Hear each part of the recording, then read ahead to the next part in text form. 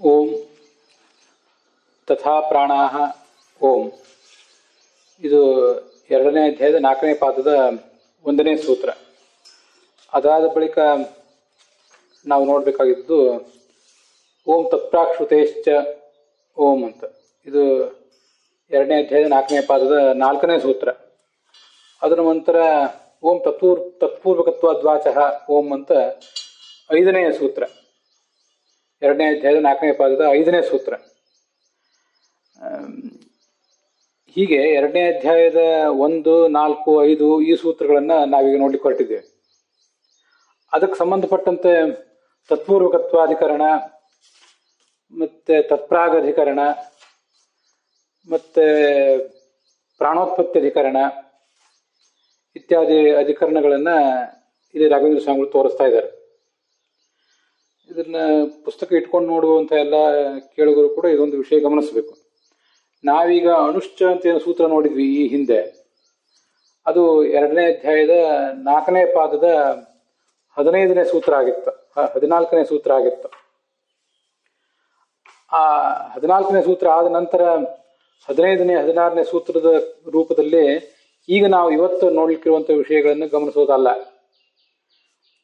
ಅಧ್ಯಯನದ ಸೌಕರ್ಯಕ್ಕಾಗಿ, ಅಧಿಕರಣದ ಸೌಕರ್ಯಕ್ಕಾಗಿ ಮತ್ತು ವಿಷಯಗಳನ್ನು ಪ್ರತಿಪಾದನೆ ಮಾಡುವ ಸೌಕರ್ಯಕ್ಕಾಗಿ ರಾಘವೇಂದ್ರ ಸ್ವಾಮಿಗಳು ಅಂಥದ್ದು ಕೆಲವು ವ್ಯತ್ಯಾಸಗಳನ್ನು ಮಾಡಿಕೊಂಡಂತೆ ಕಾಣಿಸ್ತದೆ. 14ನೇ ಸೂತ್ರ ಆದ ಬಳಿಕ ಮತ್ತೆ ಈಗ ಅವರು ಹಿಂದೆ ಬಂದಿದ್ದಾರೆ. 1, 4, 5 ಈ ಸೂತ್ರಗಳನ್ನು ನೋಡ್ಲಿಕ್ಕೆ ಹೊರಟಿದ್ದಾರೆ. ಈ ಸೂತ್ರ ಭಾಷ್ಯ ಮತ್ತೆ ಅದಕ್ಕೆ ಸಂಬಂಧಪಟ್ಟಂತೆ ಈ ಅಣುಭಾಷ್ಯ ಮುಖ್ಯ ಪ್ರಾಣಶ್ಚ ಇಂದ್ರಿಯಾಣಿ ಅಂತ. ಮುಖ್ಯ ಪ್ರಾಣಶ್ಚ ಇಂದ್ರಿಯಾಣಿ ದೇಹಶ್ಚೈವ ತದುದ್ಭವ ಅಂತ ಅಲ್ಲಿ ಮೂಲದಲ್ಲಿರೋದು ಅಣುಭಾಷ್ಯದಲ್ಲಿ. ಬ್ರಹ್ಮಸೂತ್ರ ಭಾಷ್ಯಕ್ಕಿಂತ ಅಣುಭಾಷ್ಯ ಸ್ವಲ್ಪ ಬೇರೆ ಥರ ಇರ್ತದೆ ಕೆಲವು ಕಡೆ ವಿಷಯಗಳನ್ನು ಪ್ರತಿಪಾದನೆ ಮಾಡುವ ದೃಷ್ಟಿಯಿಂದ. ಆದ್ದರಿಂದ ಮುಖ್ಯ ಪ್ರಾಣ ಅಂತ ಮೊದಲು ಬಂತು,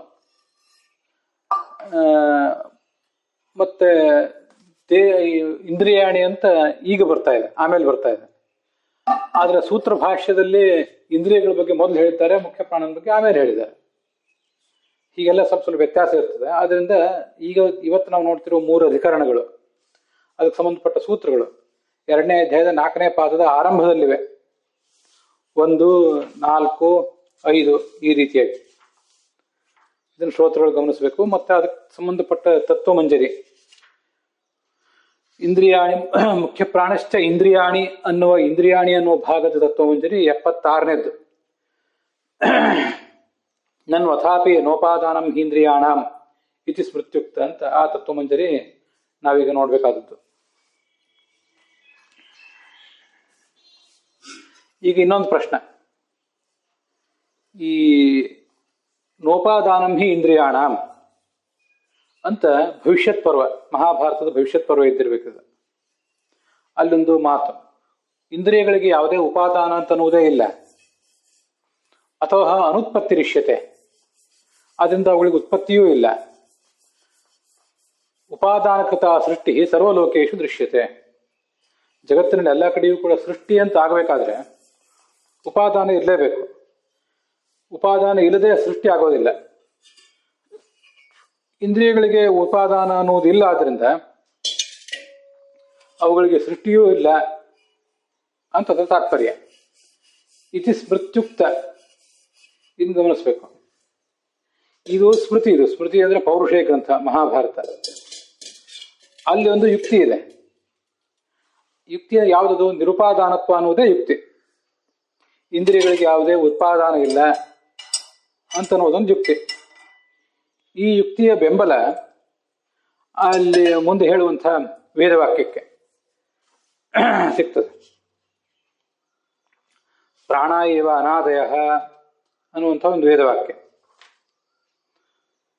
ಅಲ್ಲೇ ಮೇಲ್ಗಡೆ ಬ್ರಹ್ಮಸೂತ್ರ ಭಾಷ್ಯದಲ್ಲಿ ಅದನ್ನು ಪೂರ್ಣವಾಗಿ ಕೊಟ್ಟಿದ್ದಾರೆ. ಪ್ರಾಣಾಯ ವೈದಮಗ್ರಾಸು ತೇಭ್ಯೋ ಭೂತಾನಿ ಜಜ್ಜಿರೆ ಭೂತೇಭ್ಯೋ ಅಂಡಂ ಅಂಡಸ್ಯಾಂತಸ್ತು ಇಮೇ ಲೋಕಾಃ ಅಥ ಪ್ರಾಣಾದಯ ಏವ ಅನಾದಯ ಪ್ರಾಣಾಃ ನಿತ್ಯಾಃ ಇತಿ ಕಾಷಾಯಣ ಶ್ರುತಿ. ಹೀಗೆ ಕಾಷಾಯಣ ಶ್ರುತಿಯಲ್ಲಿ ಆ ಪ್ರಾಣಗಳನ್ನ ಅಂದ್ರೆ ಇಂದ್ರಿಯಗಳನ್ನ ಅನಾದಿ ಮತ್ತೆ ನಿತ್ಯ ಅಂತ ಹೀಗೆ ಹೇಳಿದ್ದಾರೆ. ಆದ್ರಿಂದ ಪ್ರಾಣಗಳು ನಿತ್ಯ ಅಂತ ಆಯ್ತು. ಪ್ರಾಣಗಳಿಗೆ ನಿತ್ಯತ್ವವನ್ನು ಪ್ರತಿಪಾದನೆ ಮಾಡತಕ್ಕಂಥ ಈ ಕಾಷಾಯಣ ಶ್ರುತಿಗೆ ಒಂದು ಯುಕ್ತಿಯ ಬೆಂಬಲವೂ ಇದೆ. ಅದ್ಯಾವ್ದು ಯುಕ್ತಿ ಅಂದ್ರೆ ಅದೇ ಈ ಮಹಾಭಾರತ ಗ್ರಂಥದಲ್ಲಿ ನಿರುಪಾದಾನತ್ವ ಯುಕ್ತಿ ಹೇಳಿದಾರಲ್ಲ, ಅದೇ ಯುಕ್ತಿ. ಈ ಯುಕ್ತಿಯ ಬೆಂಬಲನು ಕೂಡ ಈ ಶ್ರುತಿಗಿದೆ. ಆದ್ರಿಂದ ಇದು ಪ್ರಬಲವಾಯಿತು. ಇಂದ್ರಿಯಾಣಾಂ ಅನುತ್ಪತ್ತಿ ಶ್ರುತ್ಯ, ಇಂದ್ರಿಯಗಳಿಗೆ ಉತ್ಪತ್ತಿ ಇಲ್ಲ ಅಂತ ಹೇಳುವ ಒಂದು ವೇದ ಭಾಗ. ಆ ವೇದ ಭಾಗದಿಂದ ಇಲ್ಲಿ ಪ್ರಾಣಗಳಿಗೆ ಇಂದ್ರಿಯಗಳಿಗೆ ಉತ್ಪತ್ತಿ ಇದೆ ಅಂತ ಹೇಳುವ ವೇದ ವಾಕ್ಯಕ್ಕೆ ವಿರೋಧ ಇದೆ. ಅದು ಈ ತತ್ವಮಂಜರಿಯಲ್ಲಿ ಮುಂದಿನ ಪುಟದಲ್ಲಿ ಏತಸ್ಮಾತ್ ಜಾಯತೆ ಪ್ರಾಣೋ ಮನಸ್ಸರ್ವೇಂದ್ರಿಯಾಣಿ ಚ ಅಂತಿರೋದನ್ನು ಗಮನಿಸಬೇಕು. ಅಂದ್ರೆ ನಮಗೆ ಯಾವುದರಿಂದ ಯಾವುದಕ್ಕೆ ವಿರೋಧ ಅಂತ ಅನ್ನೋದನ್ನು ತಿಳ್ಕೊಳ್ಳಿಕ್ಕೆ ಅನುಕೂಲ ಆಗ್ತದೆ. ಏತಸ್ಮಾತ್ ಜಾಯತೆ ಪ್ರಾಣ, ಇವನಿಂದಲೇ ಅಂದ್ರೆ ಪರಮಾತ್ಮನಿಂದಲೇ ಅಂತ ಇಟ್ಕೊಳ್ಳೋಣ. ಪರಮಾತ್ಮನಿಂದಲೇ ಮನಸ್ಸು, ಪ್ರಾಣ ಮತ್ತು ಸರ್ವೇಂದ್ರಿಯಾಣಿ ಎಲ್ಲ ಪ್ರಾಣಗಳು ಕೂಡ ಹುಟ್ಟುತ್ತವೆ ಅಂತ ಹೀಗೆ ಬಂದಿದೆ. ಹೀಗೆ ಸರ್ವ ಇಂದ್ರಿಯಗಳಿಗೂ ಉತ್ಪತ್ತಿಯನ್ನು ಹೇಳುವಂತಹ ಶ್ರುತಿ ಇದು. ಆ ಸರ್ವ ಇಂದ್ರಿಯಗಳಿಗೂ ಉತ್ಪತ್ತಿಯನ್ನು ಹೇಳುವಂತಹ ಶ್ರುತಿಗೆ ಈಗ ನಾವು ತೋರಿಸಿದಂತಹ ಇಂದ್ರಿಯಗಳಿಗೆ ಅನುತ್ಪತ್ತಿಯನ್ನು ಹೇಳುವ ಶ್ರುತಿಯಿಂದ ವಿರೋಧ ಇದೆ. ಹಾಗೆ ಅದನ್ನು ಮೊದಲು ಇಡೀ ವಾಕ್ಯದ ವಿಷಯ ಒಂದ್ಸರಿ ಸ್ಟ್ರಕ್ಚರ್ ಸ್ಥೂಲವಾಗಿ ಈಗ ತಿಳ್ಕೋಬೇಕು. ಇಂದ್ರಿಯಗಳಿಗೆ ಉತ್ಪತ್ತಿಯನ್ನು ಹೇಳುವಂತಹ ವೇದವಾಕ್ಯಕ್ಕೆ ಉತ್ಪತ್ತಿ ಇಲ್ಲ ಅಂತ ಹೇಳುವಂತಹ ವೇದವಾಕ್ಯದಿಂದ ವಿರೋಧ. ಮತ್ತೆ ಉತ್ಪತ್ತಿ ಇಲ್ಲ ಅಂತ ಹೇಳುವ ವೇದವಾಕ್ಯಕ್ಕೆ ಯುಕ್ತಿಯ ಬೆಂಬಲವೂ ಇದೆ. ಆದ್ರಿಂದ ಅದು ಹೆಚ್ಚು ಪ್ರಬಲವಾಗಿದೆ. ಯುಕ್ತಿಯುಕ್ತವಾದ ಶ್ರುತಿಗಳ ವಿರೋಧವನ್ನ ಇಲ್ಲಿ ನಾವು ತೋರಿಸ್ಲಿಕ್ಕೆ ಹೊರಟಿರೋದು ಈ ಪಾದದಲ್ಲೆಲ್ಲ. ಆದ್ರಿಂದ ಯತಸ್ಮಾತ್ ಜಾಯತೆ ಪ್ರಾಣೋ ಮನಸ್ ಸರ್ವೇಂದ್ರಿಯಾಣಿ ಚ ಅಂತ ಹೇಳುವಂತಹ ಒಂದೇನು ವೇದವಾಕ್ಯ ಇದೆ, ಇಂದ್ರಿಯಗಳಿಗೆ ಉತ್ಪತ್ತಿಯನ್ನು ಹೇಳುವ ವೇದವಾಕ್ಯ, ಅದಕ್ಕೆ ಒಂದು ಶ್ರುತಿಯಿಂದ ವಿರೋಧ ಬಂತು. ಇಂದ್ರಿಯಗಳಿಗೆ ಉತ್ಪತ್ತಿ ಇಲ್ಲ ಅಂತ ಹೇಳುವ ವೇದವಾಕ್ಯದಿಂದ ಈ ಶ್ರುತಿಯಿಂದ ವಿರೋಧ ಬಂತು. ಇದೆಂತದಾಗಿದೆ ಅಂದ್ರೆ ನಿರುಪಾದಾನತ್ವ ಯುಕ್ತಿಯುಪೇತಯ, ಇಂದ್ರಿಯಗಳಿಗೆ ನಿರುಪಾದಾನತ್ವವನ್ನು ಹೇಳುವಂತಹ ಯುಕ್ತಿಯಿಂದ ಇದು ಸಹಿತವಾಗಿದೆ. ಸರಿಯಾ? ಈ ಶ್ರುತಿಯಿಂದ ವಿರೋಧ ಇದೆ. ಅಲ್ಲದೆ ಇನ್ನೂ ಕೆಲವು ಶ್ರುತಿಗಳಿಂದ ವಿರೋಧ ಇದೆ. ತಥಾ ಅಲ್ಲದೆ ಇನ್ನೂ ಕೆಲವು ಶ್ರುತಿಗಳಿಂದಲೂ ವಿರೋಧ ಇದೆ ಇಂದ್ರಿಯಗಳಿಗೆ ಉತ್ಪತ್ತಿಯನ್ನು ಹೇಳುವಂತಹ ಶ್ರುತಿಗೆ. ಆ ಇನ್ನೂ ಕೆಲವು ಶ್ರುತಿಗಳು ಇವೆಲ್ಲವೂ ವಾಕು, ಮನಸ್ಸು ಇವೆಲ್ಲವೂ ಕೂಡ ಉತ್ಪತ್ತಿ ಇಲ್ಲದೇ ಇದ್ದವು ಅಂತ ಹೇಳಿಕ್ಕೆ ಹೊರಟಿದೆ. ಅವ್ಯಾವು ಅಂದ್ರೆ ನಿತ್ಯಂ ಮನಃ ಅನಾದಿತ್ವಾತ್ ನ ಹ್ಯಮನಃ ಪುಮಾನಸ್ತಿಷ್ಠತೆ ಅಂತ. ಈ ಮನಸ್ಸು ನಿತ್ಯವಾಗಿದೆ, ಯಾಕೆಂದ್ರೆ ಅದು ಅನಾದಿ. ಆದ್ದರಿಂದ ಈ ಜೀವ ಅನಾದಿ ಅಲ್ವಾ, ಜೀವ ಅನಾದಿ ಅಂತ ಆದ್ಮೇಲೆ ಅವನು ಅವನಾಹ ಇರೋದು ಹೇಗೆ? ಮನೋರಹಿತನಾಗಿ ಅವನು ಇರಲಿಕ್ಕೆ ಸಾಧ್ಯ ಇಲ್ಲ. ಆದ್ರಿಂದ ಅವನಿಗೆ ಮನಸ್ಸು ಅನಾದಿ ಕಾಲದಿಂದ ಇದ್ದೇ ಇರ್ತದೆ. ಈ ಮನಸ್ಸಿಗೆ ಅನುತ್ಪತ್ತಿಯನ್ನು ಹೇಳುವಂತಹ ವೇದವಾಕ್ಯ ಈಗ, ಅಲ್ಲೇ ಆ ವೇದವಾಕ್ಯದಲ್ಲೇ ಯುಕ್ತಿ ಇದೆ. ನಾವು ಈ ಹಿಂದೆ ಕೆಲವು ನೋಡಿದ್ವಿ, ಒಂದು ವೇದವಾಕ್ಯ ಒಂದು ವಿಷಯವನ್ನು ಪ್ರತಿಪಾದನೆ ಮಾಡ್ತಿರ್ತದೆ, ಅದಕ್ಕೆ ಒಂದು ಯುಕ್ತಿ ಬೇರೆ ಪ್ರಮಾಣದಿಂದ ಸಿಗ್ತಿರ್ತದೆ. ಯಾವುದೊಂದು ಇನ್ನೊಂದು ಶ್ರುತಿಯೋ ಅಥವಾ ಇನ್ನೊಂದು ಸ್ಮೃತಿಯೋ ಅಂಥದ್ರಿಂದ ಅದಕ್ಕೆ ಯುಕ್ತಿ ಸಿಗ್ತಿರ್ತದೆ. ಆದ್ರೆ ಇಲ್ಲೀಗ ಆ ಮನಸ್ಸಿಗೆ ಅನುತ್ಪತ್ತಿಯನ್ನು ಹೇಳುವಂತಹ ಶ್ರುತಿಯೇ ಅದಕ್ಕೆ ಒಂದು ಯುಕ್ತಿಯನ್ನು ಒದಗಿಸಿದೆ. ಅದನ್ನ ತಿಳ್ಕೋಬೇಕು. ಸಯುಕ್ತಿಕ ಮನೋತ್ಪತ್ತಿ ಶ್ರುತ್ಯ, ಯುಕ್ತಿಯನ್ನು ಒಳಗೊಂಡಂತಹ ಶ್ರುತಿ, ಅದು ಮನಸ್ಸಿಗೆ ಅನುತ್ಪತ್ತಿಯನ್ನು ಹೇಳುವಂತಹ ಶ್ರುತಿ. ಇಂತಹ ಶ್ರುತಿಯಿಂದ ವಿರೋಧ ಇದೆ.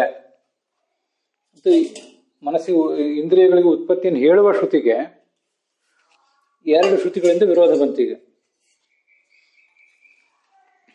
ಇನ್ ಜನರಲ್ ಆಗಿ ಇಂದ್ರಿಯಗಳಿಗೆ ಉತ್ಪತ್ತಿಯೇ ಇಲ್ಲ ಅಂತ ಹೇಳುವ ಶ್ರುತಿ ಒಂದು, ಮತ್ತೆ ಮನಸ್ಸಿಗೆ ಉತ್ಪತ್ತಿ ಇಲ್ಲ ಅಂತ ಹೇಳುವಂತಹ ಶ್ರುತಿ ಇನ್ನೊಂದು.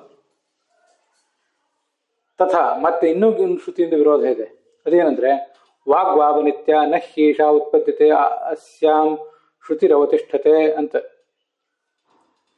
ವಾಕು ನಿತ್ಯವಾಗಿದೆ, ನ ಹ್ಯೇಷ ಉತ್ಪದ್ಯತೆ, ಅದಕ್ಕೆ ಉತ್ಪತ್ತಿ ಎನ್ನುವುದಿಲ್ಲ ವಾಕಿಗೆ.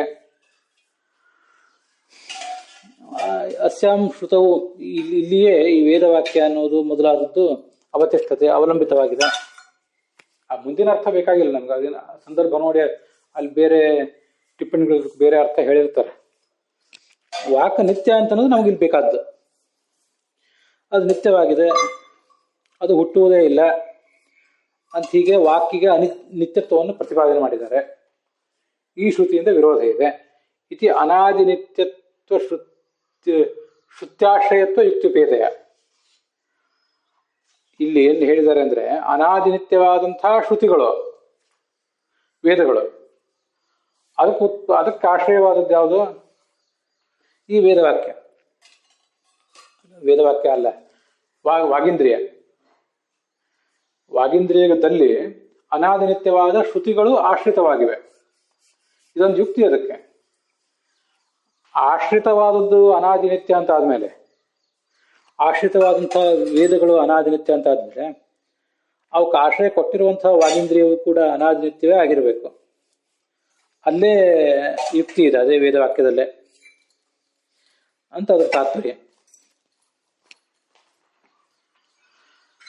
ಶ್ರುತ್ಯಾಚ ವಾಗೀಂದ್ರಿಯಾನುತ್ಪತ್ತಿ ಶ್ರುತ್ಯ, ವಾಗೀಂದ್ರಿಯಕ್ಕೆ ಉತ್ಪತ್ತಿ ಇಲ್ಲ ಅಂತ ಹೇಳುವ ವೇದವಾಕ್ಯದಿಂದ.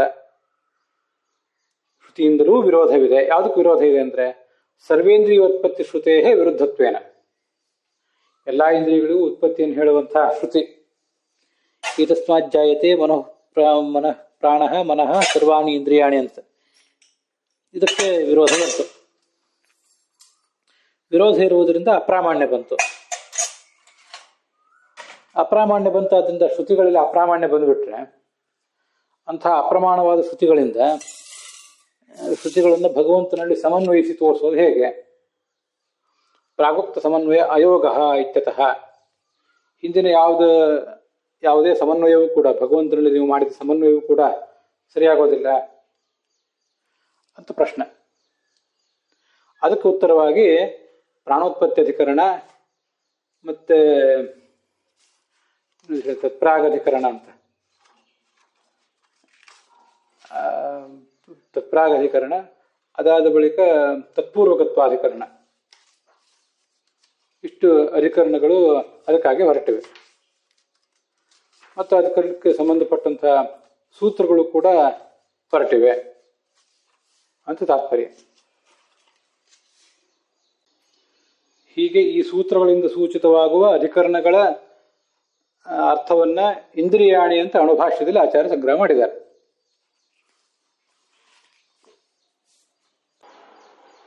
ಅಲ್ಲಿಗೆ ಈ ಭಾಗ ಸಮಾಪ್ತವಾಗಿದೆ.